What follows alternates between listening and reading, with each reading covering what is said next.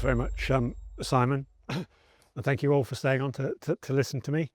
My name is Matthew Rhodes, as Simon says, and I'm the Net Zero Advisor to the Cast Metals Federation. So I've been at these events for a number of years now, and I know a number of you. I think I have the longest title in the agenda when I actually looked at it. So I summarised it as recent policy changes, implications for foundries. And then I realised when I was looking at this earlier, I'd missed out the key word, which is in the longer title. And that key word is might. So the recent policy changes and what their implications might be for foundries. This is very much a world of the government announcing something and then it turning out not to quite be what they implied it might be, or them announcing the same thing twice, or suggesting they're going to do something and people have to make up their own minds. So just before I get into the details, I'm sure you realise this anyway, but these are my opinions and they're my reading of the situation. I'll try and explain where I've come to those conclusions from, but I'm not speaking with any kind of official voice here, obviously. Okay, so what I'm going to do, just a little bit of context first of all, so where we're starting from as CMF and Foundries in the UK, and what we see the key issues as, and then I'll talk about the policy issues of the moment. So what the government are doing, what they announced yesterday, what that might mean for foundries, and what they're going to announce hopefully in the next couple of weeks as well, because now is a really active time in the policy space. And it's a bit of a spoiler, my last point there. It's not enough. We're going to have to keep pushing at this as well. They won't be doing enough. There's a big gap to catch up for industry in general, foundries in particular. So we're going to have to keep pushing at a lot of these things. I'm pretty certain, I say it might, but I'm pretty certain we're not going to get everything we want in the next couple of weeks. Okay, so starting point. Why does this matter? These are, I took these figures off the government website yesterday. These are industrial electricity prices around the world, and that country and that bar at the top is the United Kingdom. So we have the highest industrial electricity prices in the world at the moment, although this data takes a year or two to come in. So this is just the latest data. They're about 4 times what they are in the US, for example, and on average about 50% higher than the rest of the developed world. In a foundry, you're going to be spending probably 10% plus, 10 to 20% of your money, your income, turnover on energy. So this matters. We really need to get this right. And the government need to, well, that's the government's picture. They know, there's no excuse. They need to do something about it. But of course, it's a difficult world. You've got some interesting people out there in other countries making things very uncertain. We have fewer such people possibly in the UK, but we've still got a difficult environment here. I think the new government's got more focus on industrial strategy than previous governments, like for the last 40 or 50 years. I'm not trying to be party political here, but they do begin to get this now in a conceptual way. And also the word sovereign, which someone used earlier. So they begin to understand that the economy as a whole depends on critical capabilities, things like the ability to cast metals, for example. The new government have those, I think, underlying attributes, which is a good start. They're learning how to be a government, though, I think that's a fair comment.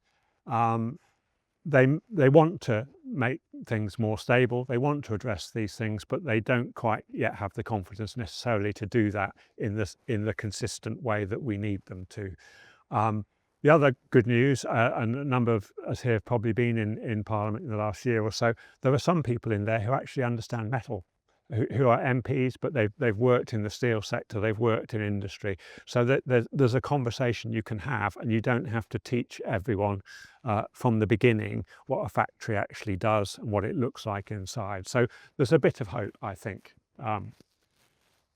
However, we've got a challenging state. It's not all about politicians. For me, civil servants in this kind of areas, they're very technical. it's quite difficult for most politicians to get their head around it. They depend a lot on the civil servants, and we haven't really yet got our national cultural heads around the fact that we've got regions and we've got industry out there. So we've had a very London-centric picture, which is not helpful. Again, it's terribly frustrating when you're trying to put the position of the CMF or any industrial viewpoint into government, and you find you have to explain what casting actually is, what metal is, not quite what metal is, but how it all works. It shouldn't be necessary. And the net zero confusion I'm referring to there, clearly with what's happening in the US, there's slightly different emphases coming in.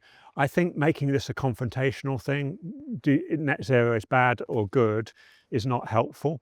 Both are unhelpful, actually, from a commercial industrial point of view. When you say net zero is the be all and end all, which can be said sometimes, and our Department of Department of the Energy is a little bit like this, you end up investing all your money in the energy sector and you forget you've got the rest of the economy to deal with. That's not helpful. So too much net zero is sometimes not good. Clearly, net zero being bad and anything labelled net zero is also not helpful, because it confuses what we're actually doing out there. I think the key is competitiveness, actually, in a net zero future. Net zero is a given. Again, I think it was Nurse who said that earlier. This isn't really an option. You can get through, well, you can have political intentions to dig for oil, etc. But you've got children, you've got grandchildren, we've got some realities out there.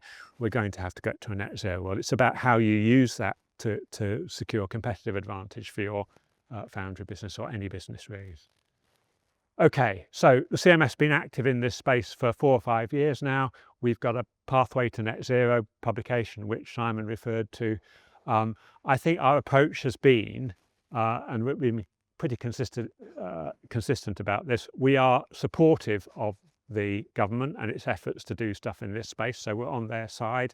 We're about growth, so this isn't about defending us against being wiped out. It's about supporting the government's initiatives to deliver economic growth, and Foundries have got a big role in that. It's about being competitive. It's about being strategic, sovereign capabilities that support the defence industry, the nuclear industry, the energy industry, etc. And it's about jobs in cast metals being quality jobs. These need skills, and that's exactly what the government's trying to do. So we're doing good things. We're critical to the future, and we have been for hundreds of years. We try to get this across not just by saying those all good things, but actually by giving some real examples of companies that are really making a difference as well. And we have specific asks. I might come back to that later. We don't just say we're good supporters. With politicians and government, you have to be really specific about what we want. So within our Pathway to Net Zero, we talk about 5 very specific things we want in terms of reformed energy markets, hitting those electricity costs, getting them down, etc. Okay, so how does that manifest at the moment? Kind of going into a comprehensive spending review, an industrial strategy, some very specific things that we've been asking for, and Simon, when he attends meetings in Westminster, etc. To get away from this approach of charging industry for net zero and then giving some people, but not all people, exemptions from those levies. So typically in the UK, the steel industry, very big companies, I know some foundries get exemptions from energy intense industry, from the ETS, etc. But some don't either, and there's a divisive argument there about who gets the exemption, who doesn't. That's a complete waste of time, really. We shouldn't even have to be exempt from these kind of things. We just need to get rid of levies altogether. We need to de-link gas and electricity prices, which is one of the reasons we have such high electricity prices in the UK. I'm going to try and avoid being too technical, but there's a big debate in the energy world at the moment about zonal pricing. I understand that is actually a step in the right direction in terms of delinking gas and electricity prices, and it should bring costs down for foundry. So we're supporting that at the moment. a ring-fence market for strategic industries. There isn't any reason why energy-intense industries shouldn't be allowed access to markets which have got less gas, for example, more nuclear, more the submarine that Martin was talking about earlier, but more renewables and so on, which are much cheaper on a marginal cost basis for electricity generation. Get rid of levies, put them on general taxation, and where they will be much less noticed than they are when they're focused on energy-intense companies. Exempt industrial communities with on-site assets from standing and network charges. Again, we've touched on that today. This is where you have a megawatt or 2 megawatts or 5 megawatts of solar on your factories. You're not using that at the weekends. You're possibly only getting 3 or 4p a unit or 5p a unit for the kilowatt hours you're exporting. The Austrian government, an example I came across in the last year or so, they exempt you from network charges if you're going to do that, and you're sharing that power with maybe a factory or a hospital or a swimming pool across the road, so that you can get more than 4p, you get 10, 15p for your electricity as well. So there's some simple things governments can do. Demand side contracts for difference is floating up the agenda. Some of you may have seen this. This is the idea that industrial customers get a agreed fixed price for electricity. If the market price goes above that, the government keeps the price low, so you get subsidised effectively. If the price goes below that, then you still pay the price and the government take the difference, so that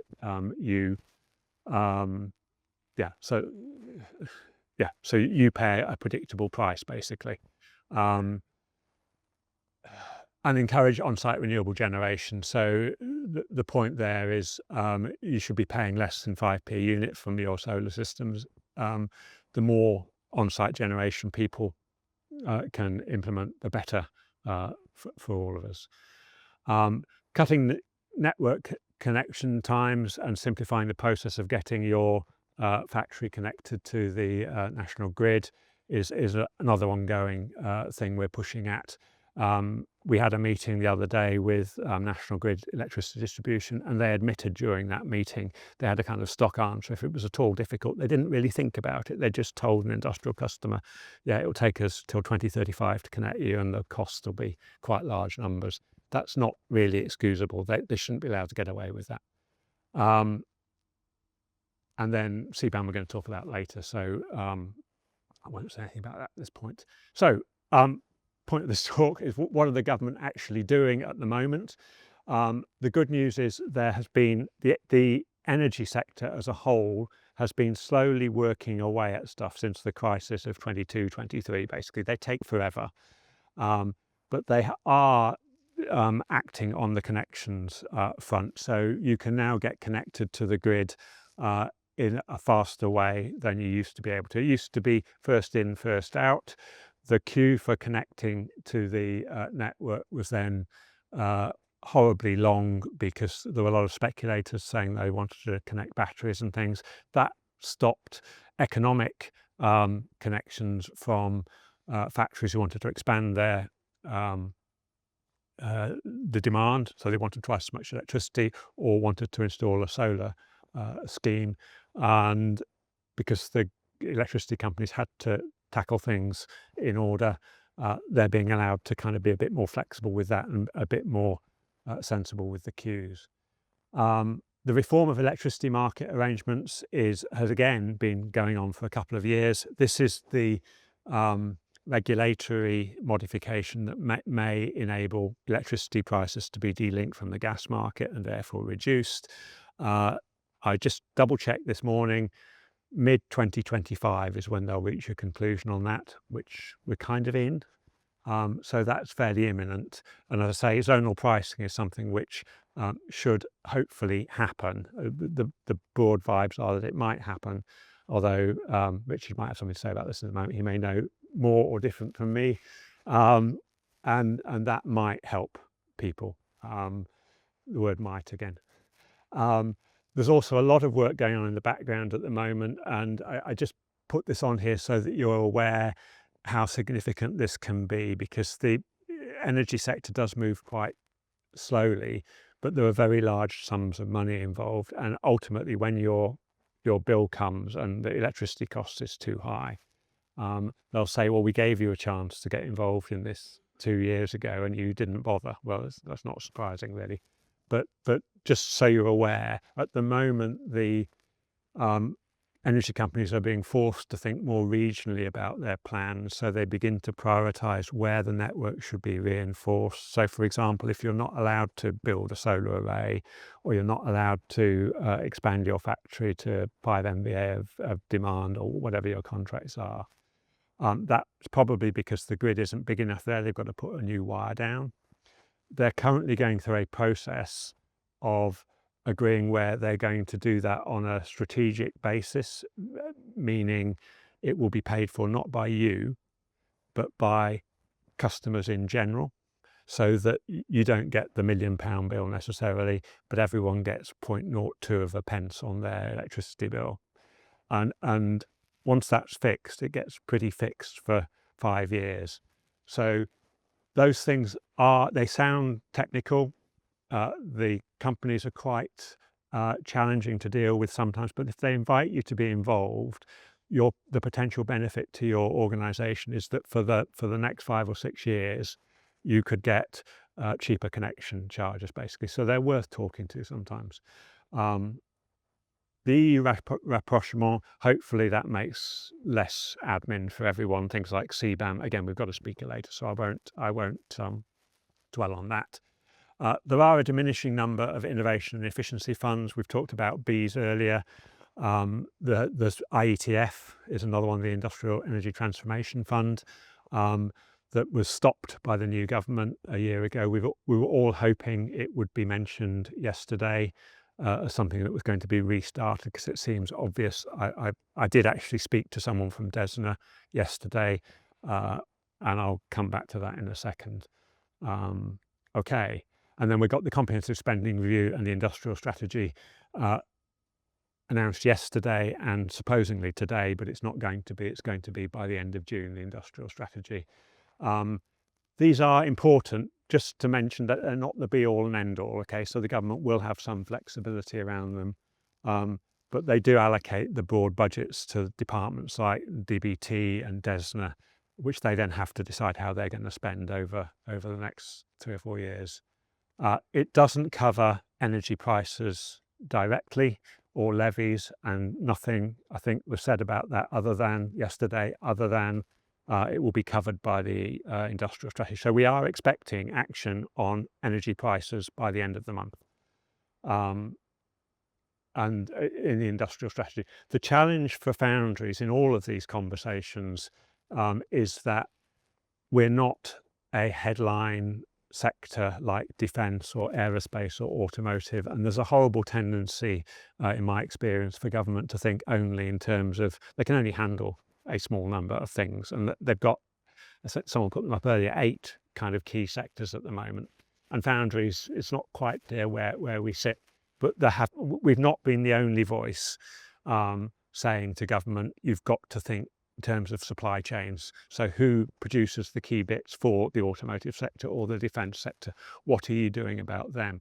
And for me, one of the most positive things in the comprehensive spending review yesterday was when you read the detail, so the Chancellor stood up and spoke about things, but the important thing was a 128-page document that was published yesterday afternoon, which you can find online if you want now. When you go into that, it talks quite a lot about supply chains.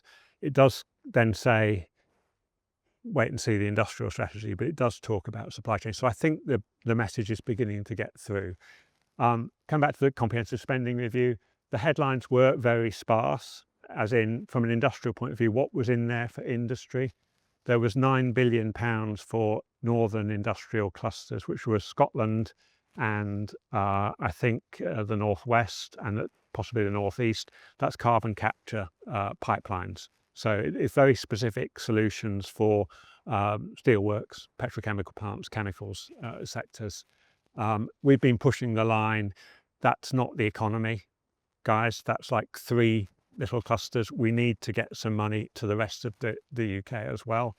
The There were budget cuts for the Department for Energy of, I think, 3% and DBT of 1.8%, which are neither here nor there, I think, because I think there's a lot of waste.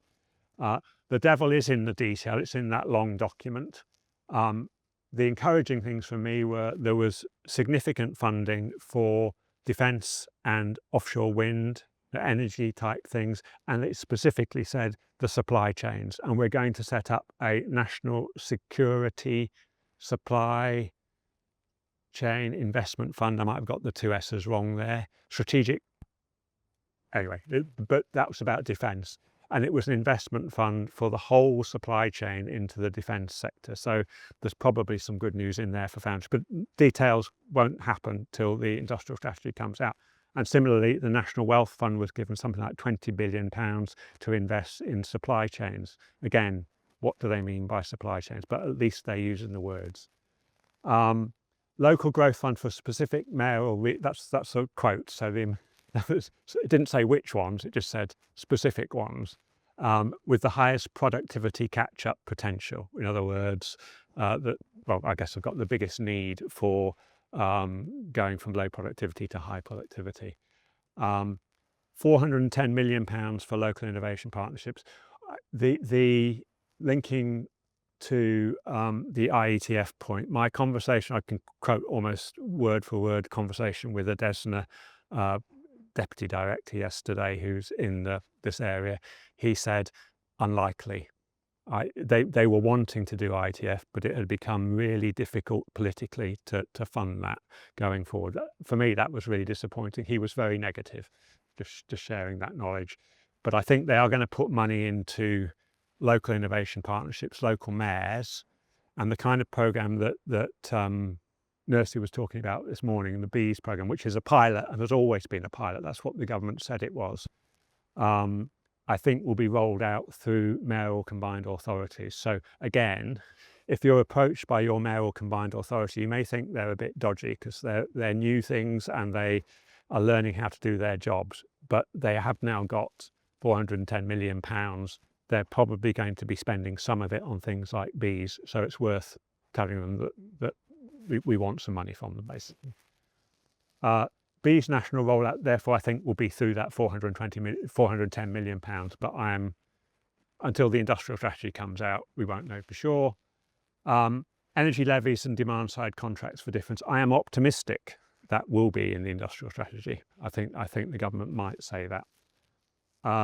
Tariffs, CBAM, etc. No mention at all yesterday, other than it's being considered as part of the conversation with the EU. So the idea of having the same CBAM type system between the EU and the UK seems more likely now. So you won't have to pay CBAM on imports and exports to the... Sorry, I've taken... The rain's a bit loud, so just speak for a little bit. Okay, sorry. That's what it is, yeah. Okay, so we're going to talk about CBAM later. I think that the key, just thinking about CBAM, we thought a lot about CBAM as a kind of administrative burden on Foundries, and you're importing stuff, you have to pay CBAM. I just wanted to remind us all that CBAM's really a protectionist measure. It's a way of defending UK foundries against imports from America and Asia, etc. So there is a consultation at the moment on the detailed codes of items to be covered by CBAM in the UK. If they align with the Europeans, from a couple of conversations I've had with European foundry associations over the last year or so, they're putting as many of their products in CBAM as they can, their finished products, because they want to defend themselves against other jurisdictions. And basically it's a way of imposing a tariff on imports. And this gets very complicated for global businesses, but it's an opportunity, not just the threat. Okay, so as I said, we need to keep up the pressure to make stuff happen. Simon's already touched on a number of partnerships that an alliance has really that the CMF's making or made. These are worth a lot, because people like Black British Metals, Electrify Industry have got direct line into Parliament. They've got people on their boards and so on who are ex-ministers, who are MPs. They're well worth supporting. If we don't support them, they don't necessarily get the view of the Cast Metals Federation. They're dominated by steel or whatever. So those are all good. Industrial clusters are another potential thing to look out for. They, again, a bit of feedback yesterday was that they are likely to continue to get money through these various government schemes, so that even if IETF's not funded, your local industrial cluster in Yorkshire or West Midlands or Merseyside may well have money. And that community of industrial clusters does push back a bit against some of the stronger voices, particularly the energy sector. It's a useful group to belong to. Regional mayors I've mentioned already. Regional energy strategic plans I've also mentioned already. If any of you are invited to be on a board for one of those, that's probably a good thing to do. And real cases, again, this is all, I think Simon's mentioned this already, we need examples of people who are being damaged or might be being damaged because their connection's being delayed for 8 years, or they're going to have to cut jobs because electricity prices are too high. The more cases like that we can get, these politicians and civil servants have got limited bandwidth. They don't understand the sector, but they do understand losing 50 jobs in their constituents if they don't act. So, and the devil's in the detail. I've talked about that already. I think, I'll conclude that UMP, I've covered most of these things. We do need to keep the pressure up here. These things take time. I was quoting to someone over lunch, a company I came across this week who came looking for grants and support this Tuesday. On Wednesday, I learned they were making everyone redundant and closing the plants, not in the cast metal sector. But that's unrealistic. They should have been looking for support 2 years ago, really, shouldn't they? We need to keep the pressure up, and we need to push before it's too late on all of these fronts. Okay, I think that covered everything. I'm around if you want to ask questions or anything, but maybe we get the experts on energy and CBAM up first. Thank you very much.